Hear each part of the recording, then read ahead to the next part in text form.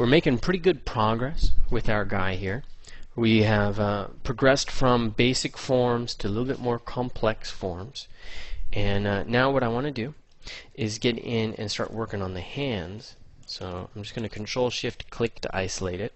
And again, I'm not going to create anything spectacular. I'm just getting in to suggest some basic forms. Okay, hands require their own anatomy lesson. And my goal here, keep it simple. Okay, we saw before the bones of the wrist, right? What are the bones for the hand? So we've got three names that we want to be thinking about. You want to be thinking about carpals, okay, metacarpals, okay, and then, oops, there we go.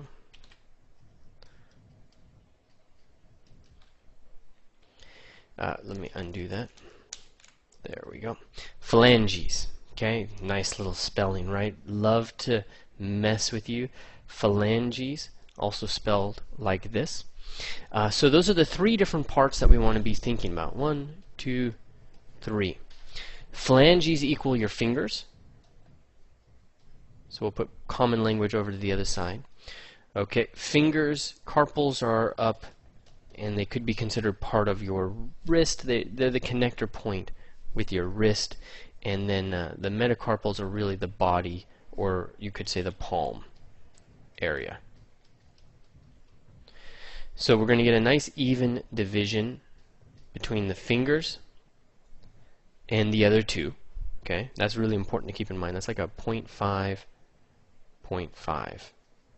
So assuming that this is 1 unit, but then assuming that that is 0.75 heads. Have I confused you? Fingers are roughly half of that hand. Okay, you can test on yourself. You can easily look at that. And it's not that you want to say it's a 0.45. If you're saying 0.45, you are already in trouble. That's not what you want to be doing in the beginning stages, because you can alter it easily later. Just keep it simple, 0.5. Alright, now how much of that is the carpals and how much of that is the metacarpals? Well, that's where we start to go into thirds. So the the carpals are going to be 0.3, let's just say. So they're 0.3 of that whole area. That means the rest is the metacarpals and the rest is the phalanges and the different digits of that. Alright, so with that done and said, now what I want to do is go in and find the carpals. So where'd we put our wrist bone? So here we go, that's our radius. That's the styloid process of the ulna. And now we need some carpals. There we go. Alright, you can really easily find them in relationship to the thumb. The thumb is going to sit right kind of on the top of one of them, but we're going to go in just a little bit from there. What is the form of these carpals? They're really amazing, actually. I love to study them. There's a lot of variety to them. If you're looking at them from this angle, they tend to take a form where it's kind of a horseshoe. So that's a simplified 2D perspective, and then in the tendons are basically coming through this little horseshoe, and they're protected by this zone, by these bones, which are part of the metacarpals. All right, I'm not going to get into the name of them, but just a very simple protective quality there. So now what I'm going to do is establish quick planes. So I want to emphasize a plane that you're probably already well aware of. You see this in different sculptures, and it really helps separate the hands of somebody who's beginning from the hands of somebody else. You want to start with some plane changes. So let's say this is our hand, or sorry, our arm.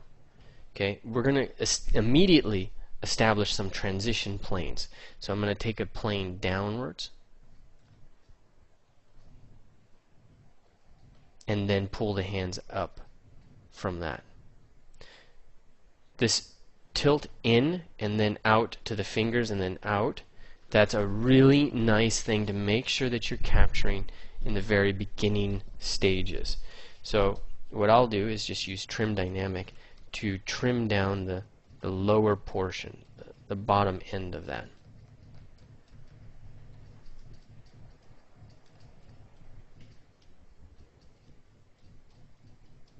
Okay, and then I'm also going to treat that with a bit of a shape. Like I'm going to say that particular descent has an area, and then it descends into the plateau of the rest of the hand. So boom, out, out, out, and then straight across. So keep this plateau in mind. And so I'm going to use the clay brush and start to sketch that in. And that'll make it a little easier for me to do that job with trim dynamic. Just make sure you create as straight of a plane as you can from the wrist down and then into the plateau along the hand.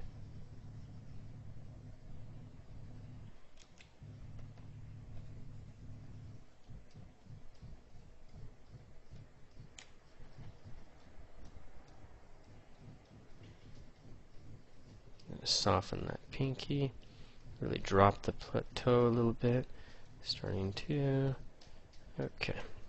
And then on the thumb side, we've got our plateau, but let's start really angling this in.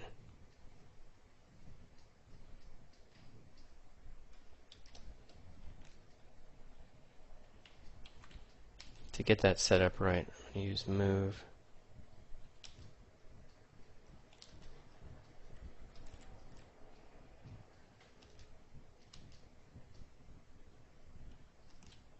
And inflate just to get a little bit more.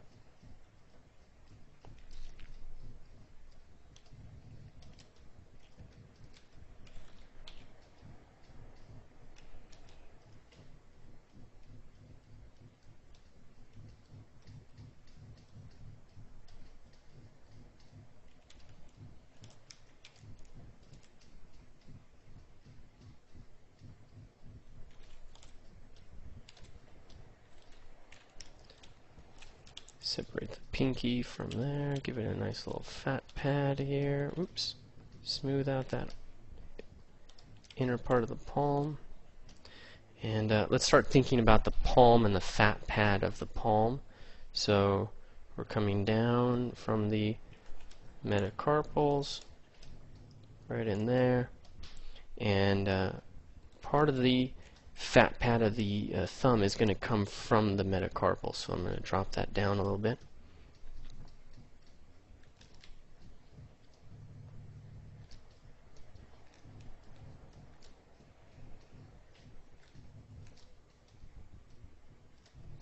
And then the fat pad on the other side. Check your width. Mine was starting to get lost a little bit in this thinness that I have been emphasizing. I kind of like this large joint, so I'm going to leave the bones a little bit on the, or the muscles a little bit shy. The large joint really emphasizes the thinness.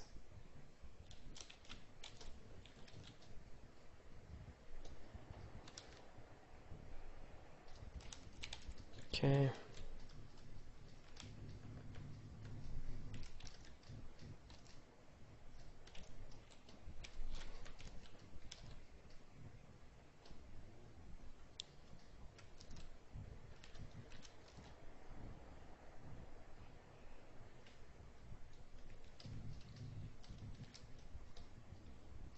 Alright.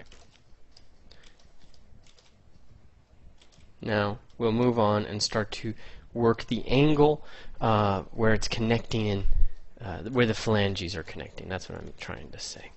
And start to work the fingers. That includes the thumb as well. How can we get in there and quickly shape the form of these guys? Well, first keep in mind we need to separate out the knuckles. So I just use standard brush for something like this, and pull it farther, you know, get some of the bony qualities in there. Let's get this wedge for the thumb and really dig that in. And that's probably going to be a little lower. Leave line in here. Oops. Standard brush.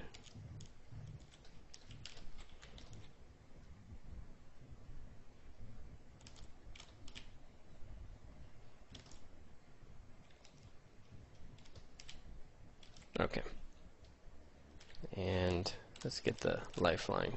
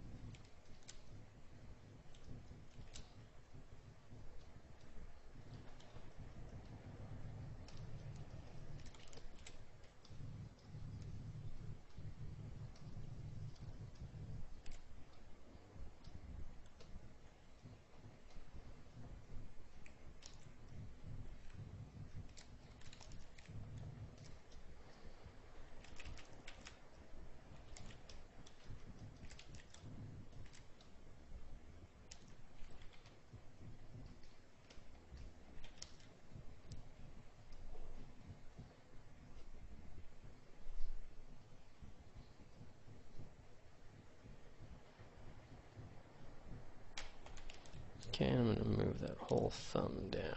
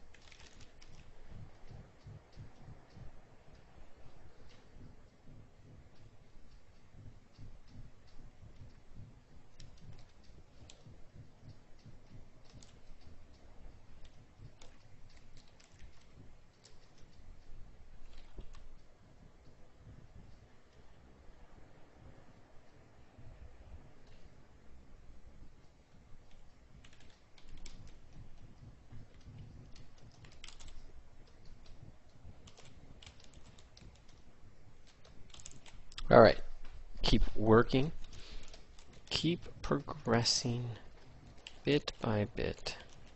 Snuff box. And let's see, what do we do when we get into the phalanges? How do we want to make sure that we're hitting things?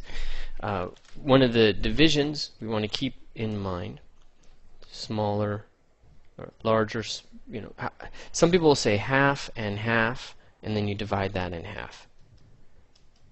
And then that's 1/4 and 1/4 or thereabouts. That's a rule that you can use. Use it exactly as a guideline, nothing else. But I'm going to start here at the base, and I'm going to smooth so that the knuckle is backwards.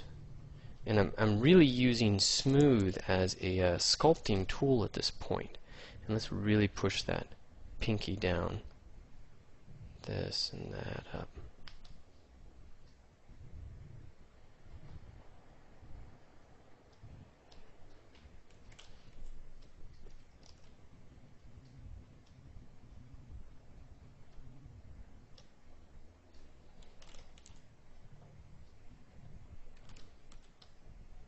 Okay, there we go.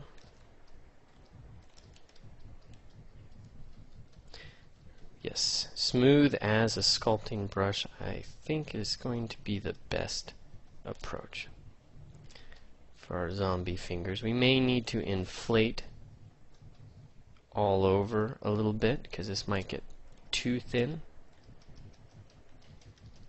but I'm just smoothing out where the knuckles are not. And then you might want to go into the inflate brush just to be able to add.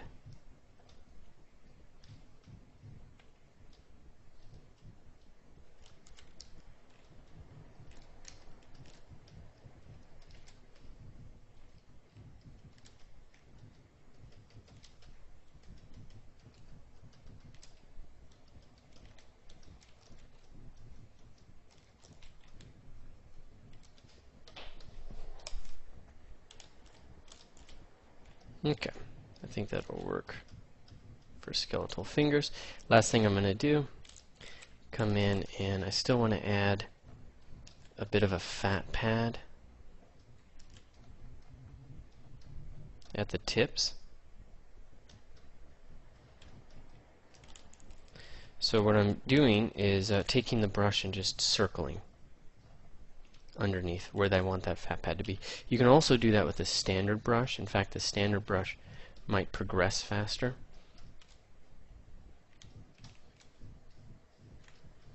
Just you have to smooth out each stroke.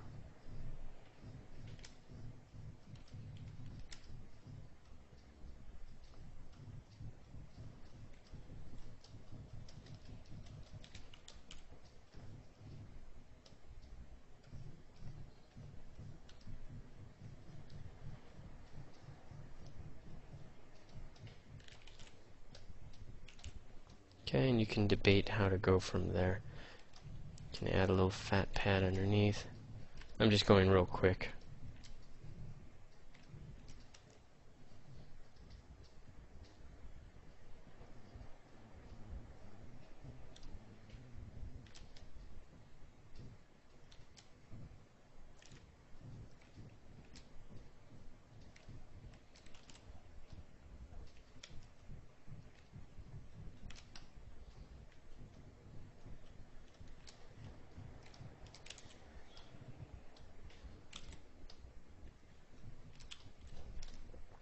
And then I'm going to come in and separate this a little bit more. That line didn't hold.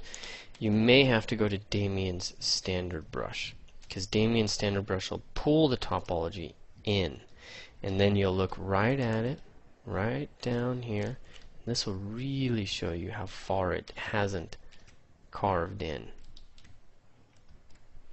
Oops, accidentally selected the hair. So you can alt-click on subtools to change. So I accidentally did that. I just had to go into the subtool palette and change that back. Or just alt-click back.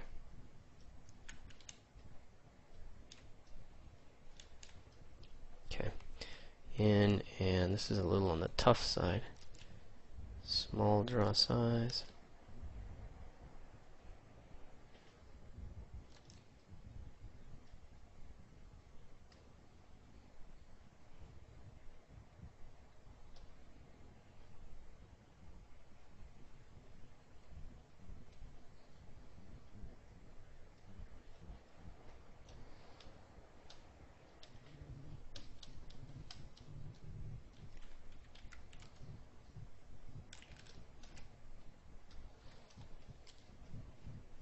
Put a little hit in here for the knuckle. The knuckle here is going to be a little lower.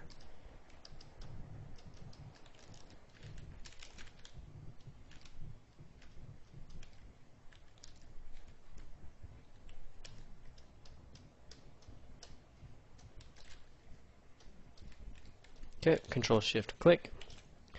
And we got some gnarly fingers. You know, all of it really rough and loose. So go easy on yourself. There's plenty of time now to go in and refine it. But I just want to make sure you're aware of certain processes. Okay. What's bugging me is that hit right there, the other side. And then the standard brush. I'm going to dig in to split the hit. Yeah. There we go. Alright, check the measurement. That's the final thing we'll do. We've already set our measurements up. So see, we're a little bit on the long side.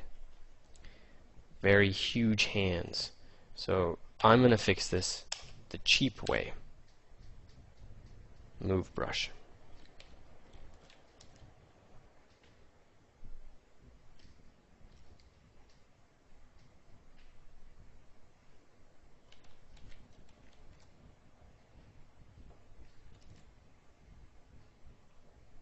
Alright, there you go. You know, one more thing I could show you, a little bit about nails, but keep in mind we don't have all the polygons we need for this, and I'm purposely not adding them until we get to nails. Getting to nails is actually a good time to add them. So I've carved in where it's green, out where it's red. And subtly smooth out the end.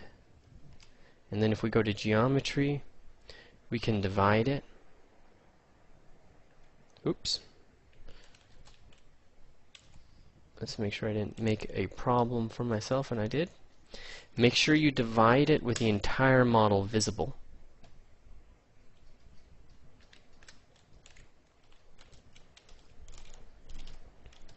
And then with just that little bit, and then dividing it, we're going to quite naturally get everything set up. So it's going to be all implied.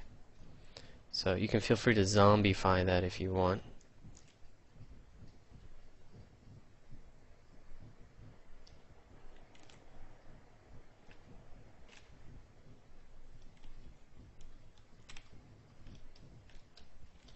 And maybe a nice way to zombify it might be snake hook with an alpha like alpha 25.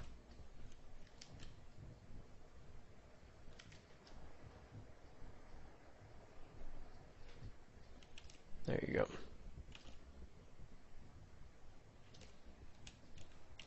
Okay. Control Shift click. And I would say that completes the hand. Or zombie arm, I should say.